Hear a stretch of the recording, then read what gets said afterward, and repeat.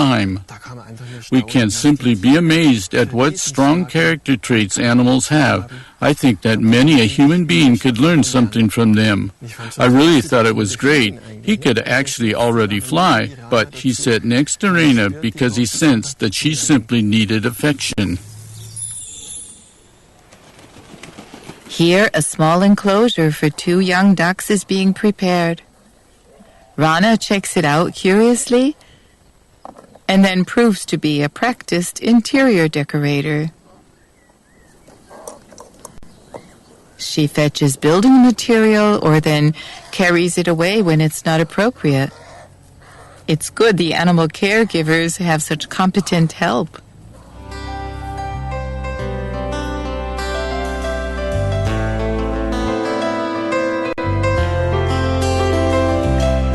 The canny raven also pays a morning visit to the sheep family.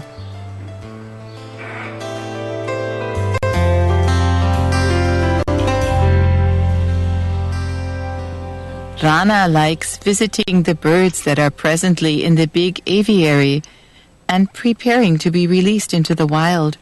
From her own experience, she knows how one gets fit for life in nature, and she supports her friends during this exciting phase of life.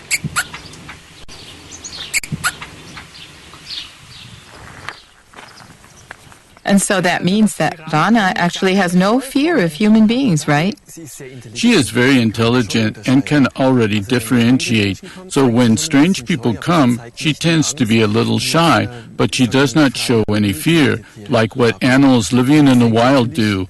And of course, that has to do with her imprinting, because Reina learned that there are people who are her friends. And what I find interesting to think about is what we have learned from Gabriela, the founder of the foundation, and that is that wild animals as we know them are not like what they once were normally. Rather, the wild animals with their shyness and their extreme fear have been imprinted this way by us human beings. And that's considered normal. That's what they say today, that it's normal when they run away.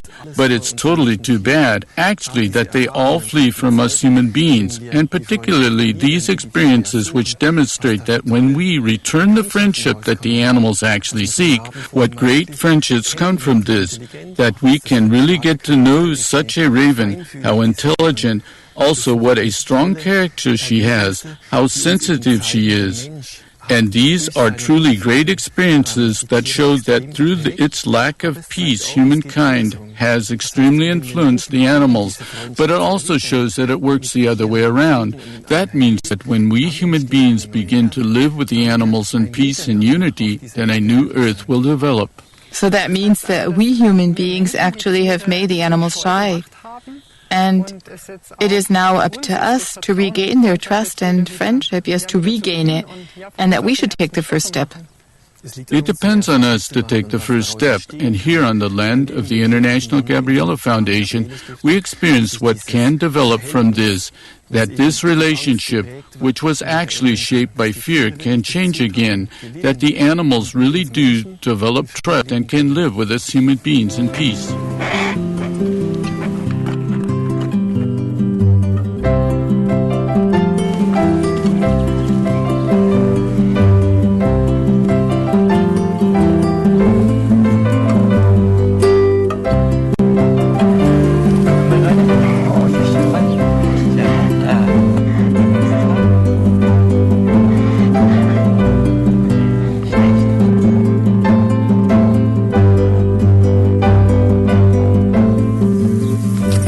Said especially about ravens and crows that they are very intelligent.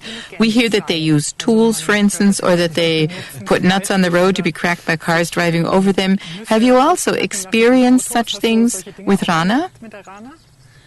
Well, I haven't yet experienced that they have cars crack open nuts, but we experience again and again that they are very intelligent. Perhaps I should basically say that all animals are incredibly intelligent. Of course, there are also many experiments with ravens. Scientists and behavioral researchers have studied the species and found out that the brain capacity of these animals corresponds to that of primates, that is, apes. With human development, that's about that of a 5-year-old child, we can say. And here there is already real intelligence. But I think that one cannot just reduce it to brain capacity, but there's also character there. Every raven is different. They have their idiosyncrasies. One is a bit more meddlesome, the other one is a bit cheekier, or one is a bit more reserved. Every animal is different. Hello. Hey, we're getting visitors. Who are these two? That's Maran and Meran. They're also in this place where Raina's feeding place is, and they like to come for a visit. Raina really has good contact with the deer. She often sits up there on the fence and watches the deer to see what they're doing and up to. It's totally unusual. It's totally interesting. Such different kinds of animals that have such a friendship. About how old are these two? They came to us in the infirmary on May 5 and were perhaps 2 or 3 days old. Hey, you guys. Hello. That also applies to the deer, that when they've gotten used to people as friends, they don't run away. Hey, hello, Raina. Now they're all coming. So, do you see something to Still collect? find something. What's interesting also with Raina is that here she has a good variety of food with little pieces of meats and various fruits. She collects it in her beak and hides it in certain places. And this was interesting to observe, that she had various hiding places in the meadow and that the tomcat Meow figured out where these places are. Cats have good noses, and then he ate several pieces of the meat, and of course Raina didn't like that at all.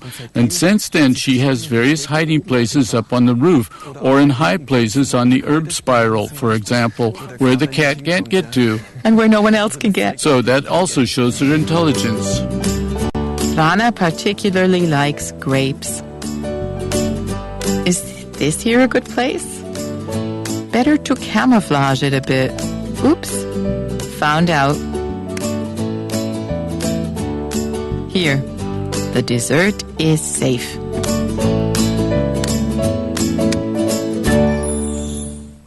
There are still a few biopearls. Shall I try it again with the tossing? With 3. Raina, you still know that. 1, 2, 3. See? She catches it. Good. Did you practice that for a long time? No, actually not at all. I tried it out and it worked right away with the 3. Great. Not bad. Super. Basically, Rana could fly wherever she wants, simply into the woods in the area, but she comes here again and again. Yes, Raina is absolutely free. She comes again and again. She also always gets something to eat here, and this will continue. But we see already now that her excursions are getting longer and longer, that she also cultivates contact with other ravens with whom she communicates, and at some point she will be completely free. But what's nice is the certainty that she can come back here at any time. The sociable Rana has also made friends with a young magpie. They explore the area together and also like taking a refreshing bath.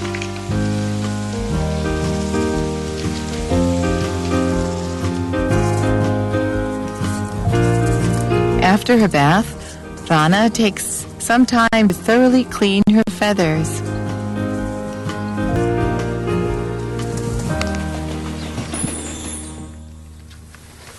Noch ein paar A few more Trauben. grapes, right? Sie wäscht erst. She washes the fruit first. First she Look, took off the the skin, seed is here, Raina. left the seed behind. It's the cherry pit, see? Look here, Rana, I still have another one if you want. Look here. Magst du die? Do you want it? Not bad. Wash it first? You're already totally wet. Oh, well, that doesn't matter. And so now she'll probably hide it somewhere. And for sure she'll come right back again. We'll leave the fruit here, then she can still eat some, and we'll go to the big aviary. This is a special day for several birds there. We'll open the door and they can fly into freedom. Great. Okay. Before they're released into the wild, the young birds, which were nursed back to health by the International Gabriele Foundation, can practice flying in a big outdoor aviary. These young birds have been preparing for life in freedom for several days. And today, the door to the outdoors will be opened.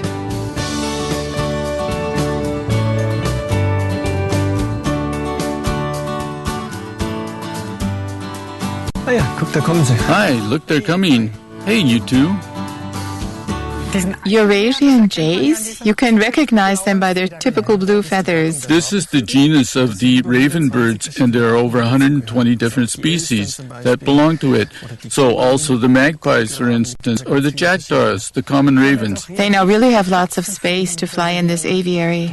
This is also very important so that they strengthen their flying musculature and that they simply also get to know nature, right? There are also areas protected from the rain, but they also get to feel the rain, also the sun or the wind. What happened to the jays and the other crows, actually, that they came to the infirmary or needed help? Elna, she is a raven, and Ili and Ilu are the two Eurasian jays are birds that were found by hikers or people who lived nearby where their parents died or they fell out of the nest and could no longer be put back in the nest. Rather, they needed help from human beings.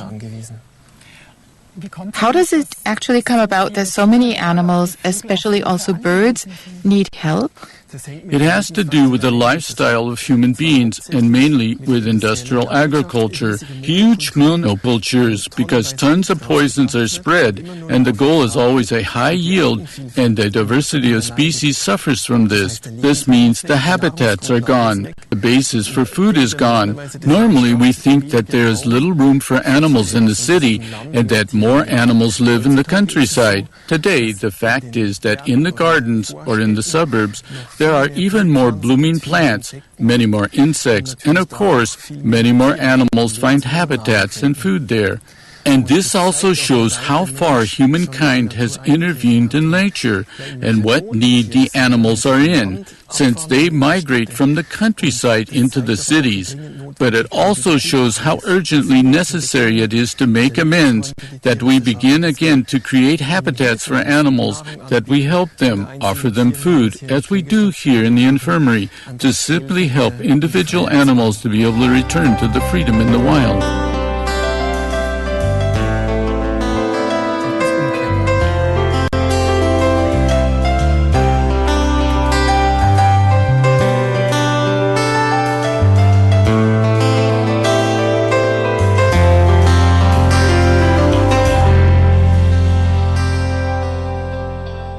What's it like for you?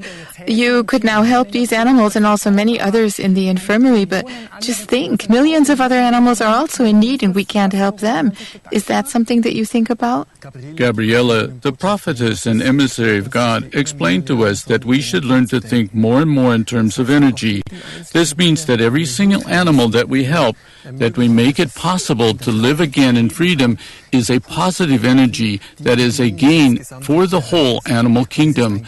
And a goal of the International Gabriella Foundations is that from the knowledge that humankind has brought all this suffering into the animal world, that we human beings have taken away the animals' habitats, that we keep the animals on factory farms, all this suffering that we cause the animals, that we make amends for all this.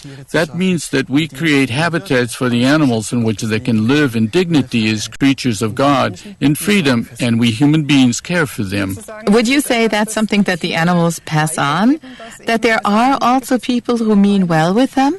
Everything that we do for the animals, the trust that develops, that continues to exist, and of course the parents pass this on to their offspring.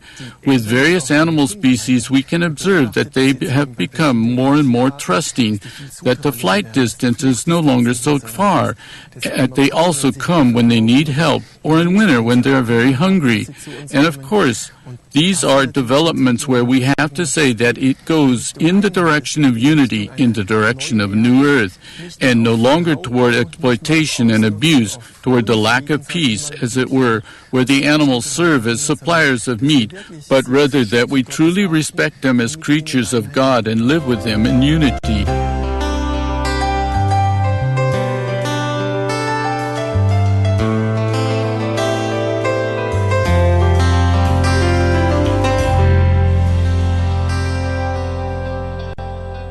Look, here comes Reina. Hey, Rana. Hey, Reina, the doors are opening soon. We already told you that. During the past days, Reina was frequently here at the aviary and made contact with Ilna, the other raven, and they communicate with each other. We're excited to see what happens now when we open the doors. And now today they eat one more breakfast to make them strong for their first excursion. Exactly. But like before, it will still be so that during the coming days the aviary will remain open. That means that they really still can come and go, that there will still be food here where they know it, and then they will gradually get used to the feeding place where Reina also ate today. This releasing animals into the wild is really a gradual process. And when they've managed that, they can decide to undertake longer excursions, or perhaps to stay away completely.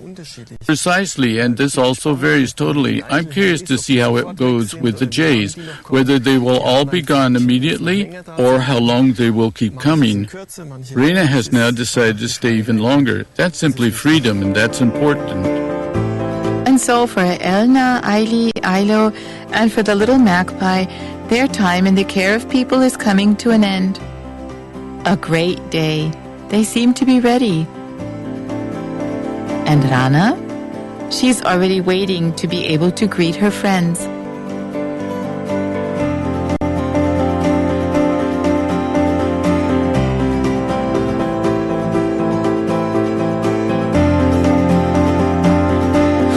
Hey, now off into freedom. Just watch.